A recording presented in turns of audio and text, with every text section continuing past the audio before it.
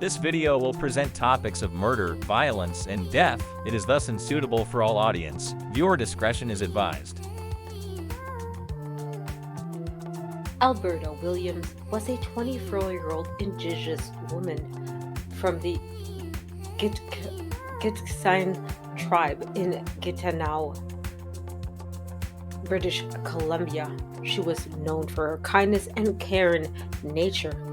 Each spring, her family moved to the coast for seasonal work, with Alberta and her siblings attended high school in Vancouver. After graduating, Alberta and her sister Claudia shared an apartment in Vancouver and took on seasonal jobs at the BC Packers plant in Prince Rupert. On August 25, 1989, Claudia and Alberta celebrated the end of their seasonal work at Bogey's Cabaret in Prince Rupert. Claudia last saw Alberta outside the bar, planning to attend a house party. When Alberta didn't return home the next day, her family reported her missing. 3 weeks later, on September 25, 1989, hikers discovered Alberta's body east of Prince Rupert, along Highway 16, known as the Highway of Tears. Her passing was ruled a homicide, with evidence suggesting a violent struggle and possible sexual assault. The Royal Canadian Mounted Police, or RCMP, launched an investigation. However, no arrests were made. Retired police RCMP officer Gary Kerr, who led the initial investigation, believes the case can still be solved and has identified a suspect, but no evidence is sufficient and has prevented an arrest. Alberta's sister Claudia also suspects a family member was involved. In 2005, the RCMP established the EPANA task force to investigate unsolved murders and disappearances along Highway 16, including Alberta's case. Despite these efforts, her murder remains unsolved. Claudia continues to seek justice for her sister, participated in events like the Women's Memorial March in Vancouver to honor missing and murdered Indigenous women, girls, and two-spirited people. Alberta's story was featured in the CBC podcast Who Killed Alberta Williams, which brought renowned attention to the case. The RCMP encourages anyone with information to contact their tip line at 1-877-543-4822. The murder of Alberta Williams is an unresolved case from 1989, and the Royal Canadian Mounted Police, RCMP, has not publicly named any suspects. However, certain details have emerged over the years through investigations, public statements, and media coverage, shedding light on individuals of interest.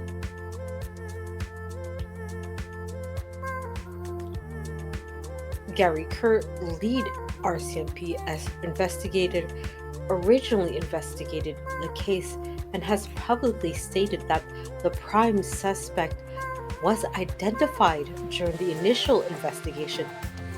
However, this individual was reportedly someone close to Alberta Williams and is known to the family.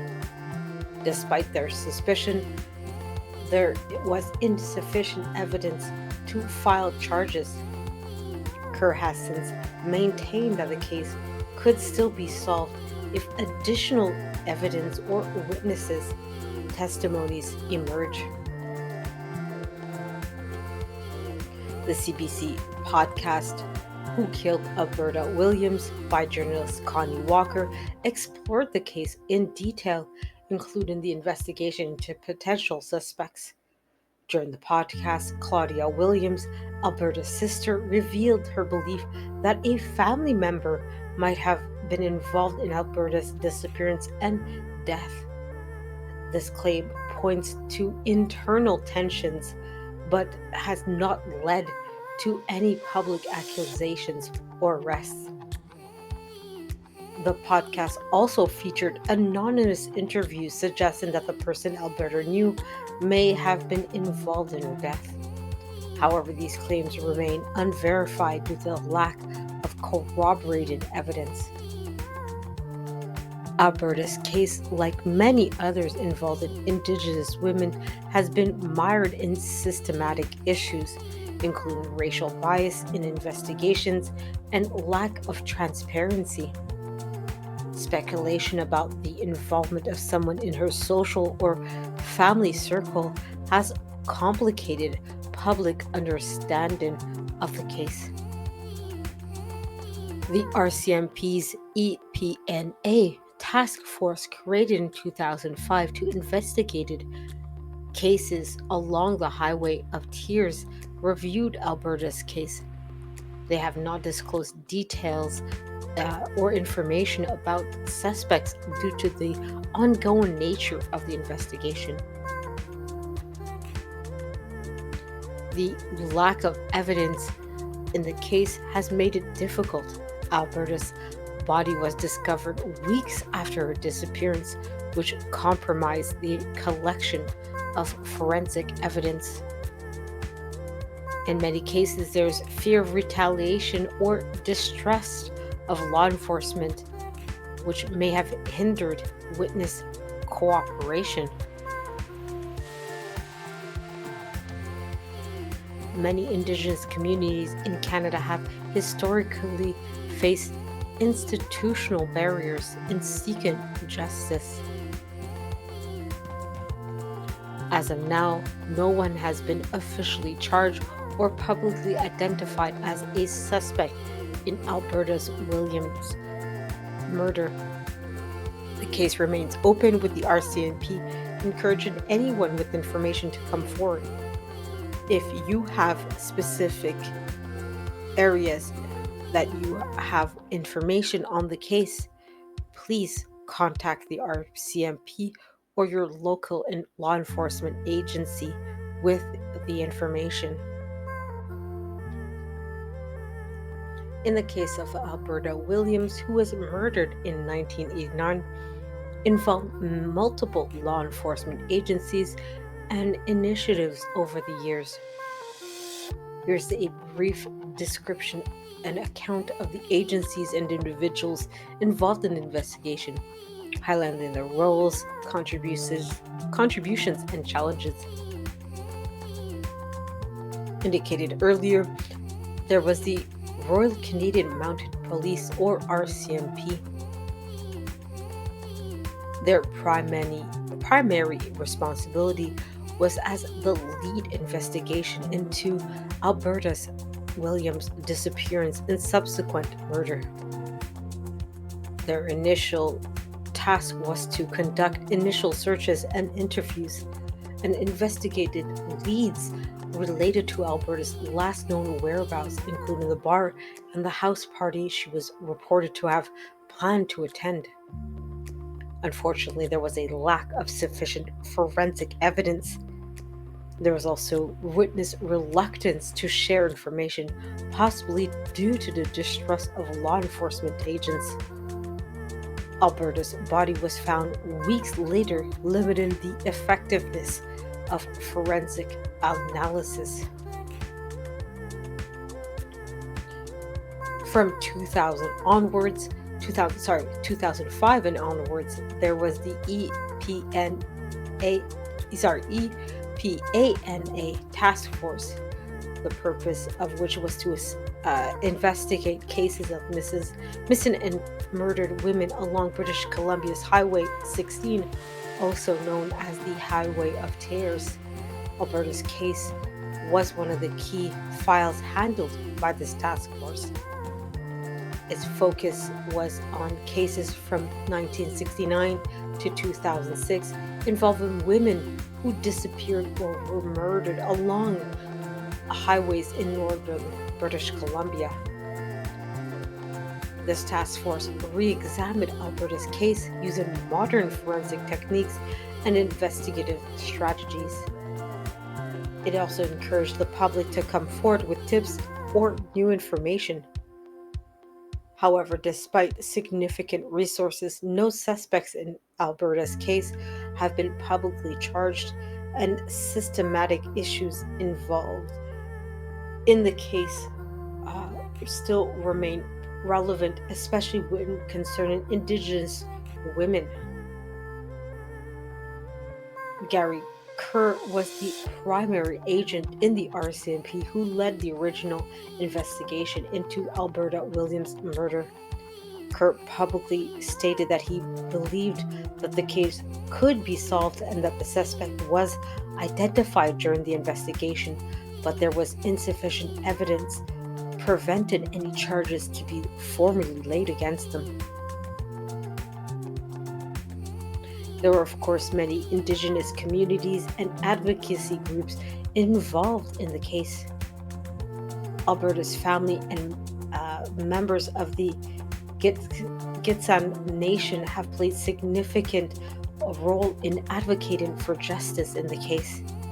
Indigenous communities have been often criticizing the RCMP for its handling of cases involving missing and murdered Indigenous women, citing systemic racism and a lack of urgency. Family members, including Alberta's sister Claudia Williams, have participated in awareness events like the Women's Memorial March and collaborated with journalists and advocacy groups to keep Alberta's case in the public eye. There have been, of course, many journalistic investigation and public advocacy, in particular the CBC and Connie Walker. In the podcast Who Killed Alberta Williams in 2016, investigative journalist Connie Walker's and the CBC produced a podcast that re-examined Alberta's case.